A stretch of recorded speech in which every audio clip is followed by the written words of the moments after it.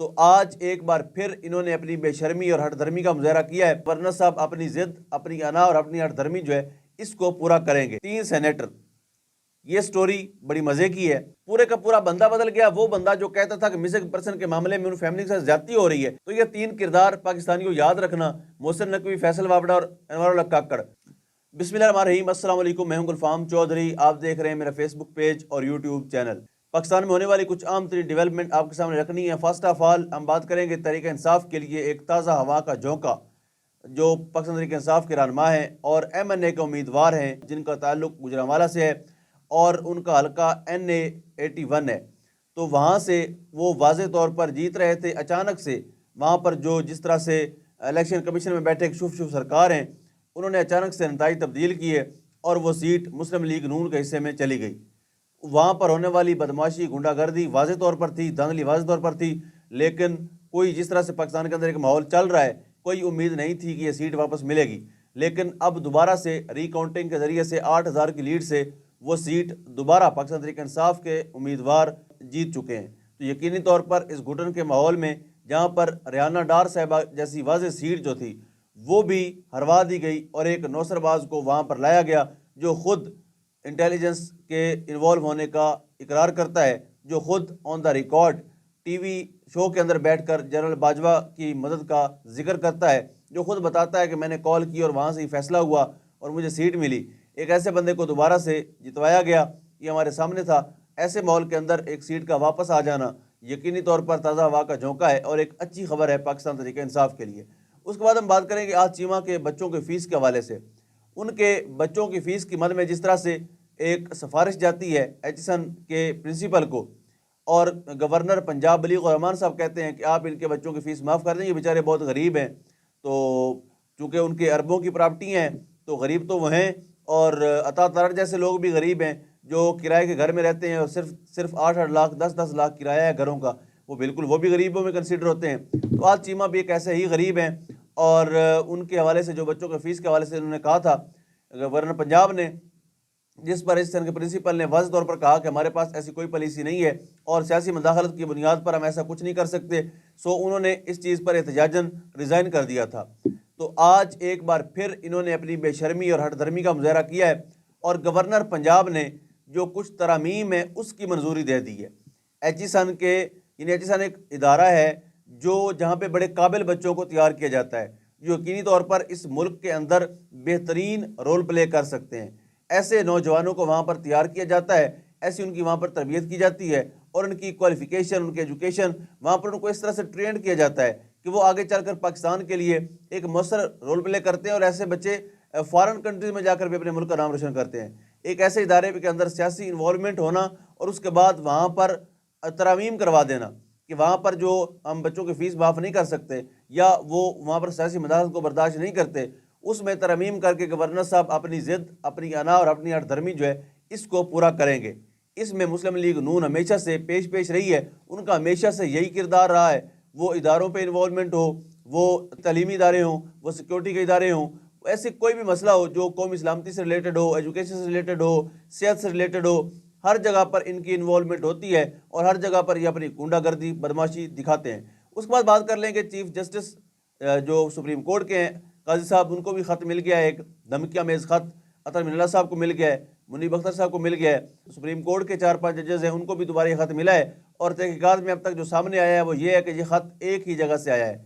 یعنی مقصد یہ ہے کہ جو ریشمہ صاحبہ ہیں وہ ایک ہی جگہ پر رہتی ہیں اور انہوں نے بیٹھ کر خط لکھا ہے، سب کے خطوں کے اندر پاؤڈر شامل کیا ہے اور اس پاؤڈر کو پیک کر کے ساتھ کچھ نقشے وہاں پر رکھ کے جو ایک ڈرانے کی علامت ہوتی ہے وہ ریشمہ نے پیک کیے اور انہوں نے بطور گفٹ سارے ججوں کو بھیج دیا۔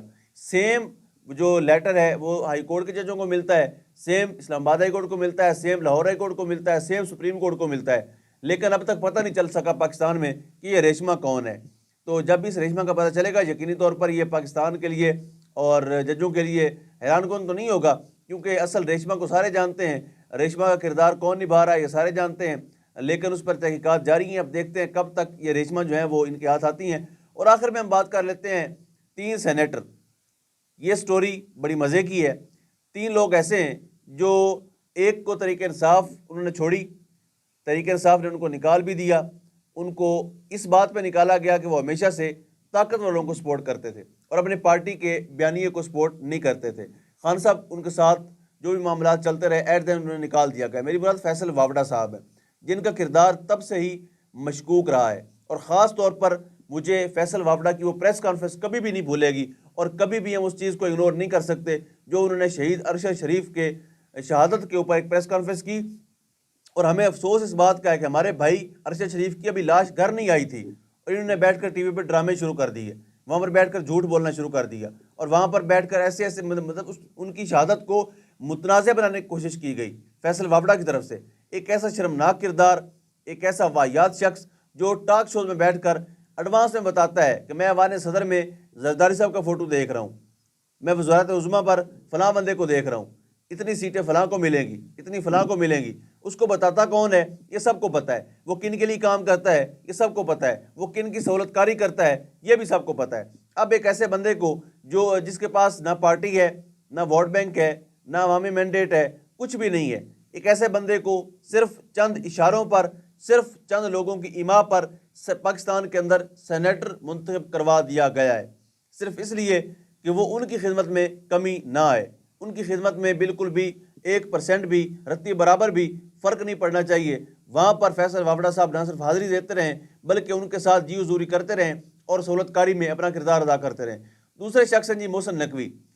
محسن نقوی صاحب بڑے دلچسپ آدمی ہیں، کسی دور میں صحافی ہوا کرتے تھے اور وہاں سے پھر نگران حکومت میں وزیر اعلیٰ پنجاب بنے، پھر وہاں سے انہوں نے سپیڈ لگائی اور جو مخصوص جس پر ایم این اے بن گئے، اور ساتھ ہی ساتھ وہ سینیٹر بن گئے، اور ساتھ ہی ساتھ وہ چیئرمین پی سی بی بن گئے۔ تو اس وقت جو محسن نقوی صاحب ہیں ان کے پاس پی سی بی کے چیئرمین بھی ہیں، وہ ایم این اے بھی ہیں، اور ساتھ وہ سینیٹر بھی ہیں۔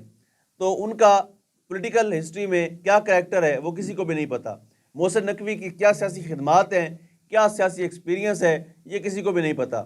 بس اتنا پتہ ہے کہ یہ منظور نظر ہیں، یہ لاڈلے ہیں، اور ان کے بارے میں رانا ثناء اللہ صاحب کہتے ہیں کہ محسن نقوی اتنا طاقتور ہے کہ وہ وزیر اعظم بھی بن سکتا ہے۔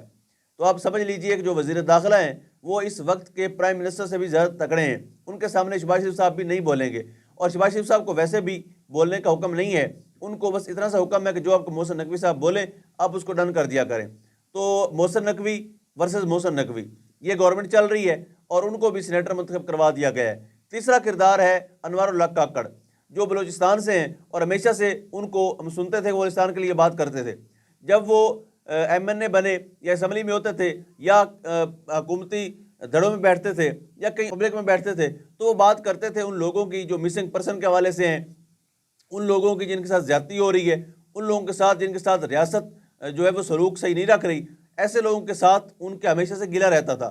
لیکن اس بار جیسے ہی ان کو نگران حکومت میں وزارت عظمیٰ ملی، ان کے تیور ہی بدل گئے، ان کی ترجیحات ہی بدل گئیں، ان کے یعنی ایمان ہی بدل گیا، پورے کا پورا بندہ بدل گیا۔ وہ بندہ جو کہتا تھا کہ مسنگ پرسن کے معاملے میں ان فیملی کے ساتھ زیادتی ہو رہی ہے، اس بندے نے سردیوں کی راتوں میں جب لوگ ہیٹروں پہ سو رہے تھے، اس بے شرم آدمی نے خواتین کے اوپر جو بلوچستان سے آئی تھیں ان کے اوپر نہ صرف شیلنگ کروائی بلکہ واٹر کینن سے پانی پھینکوایا۔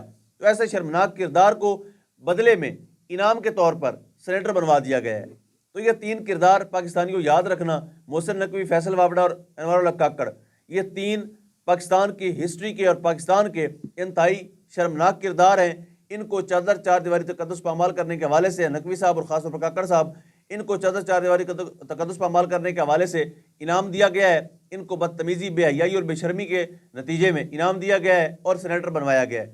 برصورت اللہ پاک ہمارے وطن عزیز کا، پاکستان کا حامی و ناصر ہو۔ پاکستان زندہ باد۔